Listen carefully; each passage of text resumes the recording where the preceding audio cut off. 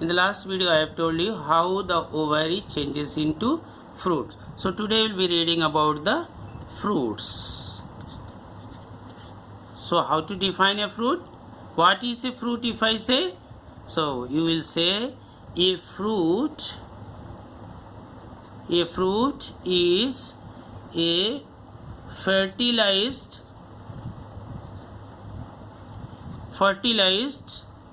matured means well developed, matured or fully developed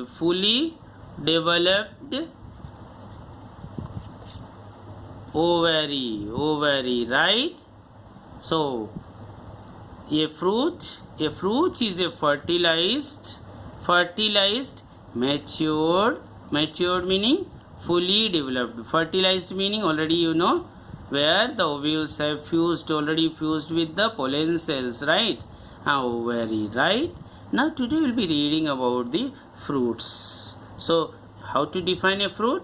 A fruit is a fertilized matured ovary, right? This is technical definition, but in common what we eat, what are the results after the development of flowers? We have the fruits. This is the season of mangoes, right? Mangoes, so tasty, no? Delicious mangoes we get these days, right? The mangoes, they have the seeds, so they have the leaves also, no? Do you remember? And you see, if you cut a vertical section from the top of this, if you cut this mango, what you will see? This mango seed is having mango fruit is having one seed inside. Is very hard. We do not consume this. So basically, this outer peel of the mango is known as epicarp.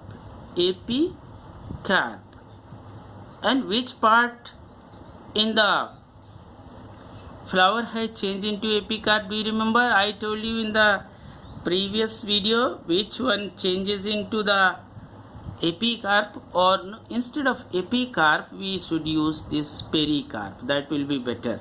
Pericarp, that whole surface. Peri means just on the surface. Epicarp, or you can use the word pericarp. And which part of the ovary changes into pericarp? That ovary wall or outer surface of the ovary changes into epicarp. So this is one part. The second one is this pulp, yellow and orange colored, this soft pulp that you eat. This soft, juicy, so sweet and delicious part of the fruit that I am showing you with this dose, right, that you eat. This is called mesocarp, right? Mesocarp or middle part. And then inner one is endocarp. This endocarp contains the seed. Epicarp contains the peel or skin of the fruit. Mesocarp is the pulp.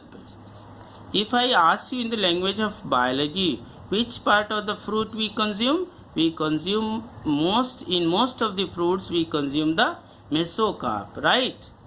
And endocarp, this contains the seed, and this seed, if sown in the soil, give rise to a new plant, right?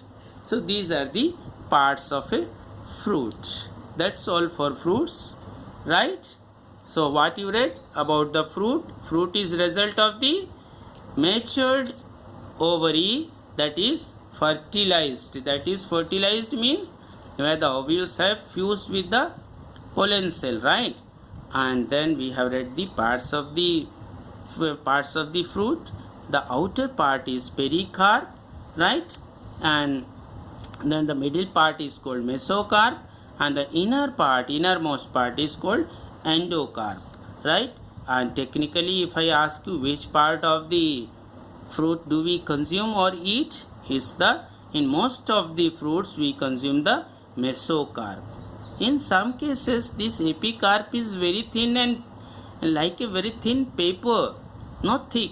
In oranges you have thick pericarp, but in say grapes, you do not peel it, right? But pericarp is there. They are persistent, right? We consume the grapes along with the pericarp. But do you consume the oranges along with the pericarp? Yes, you are right.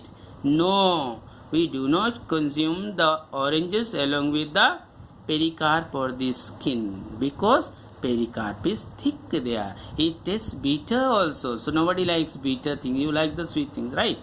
So this is the parts of the plant. Now you have to draw the figure of a fruit as I have drawn here.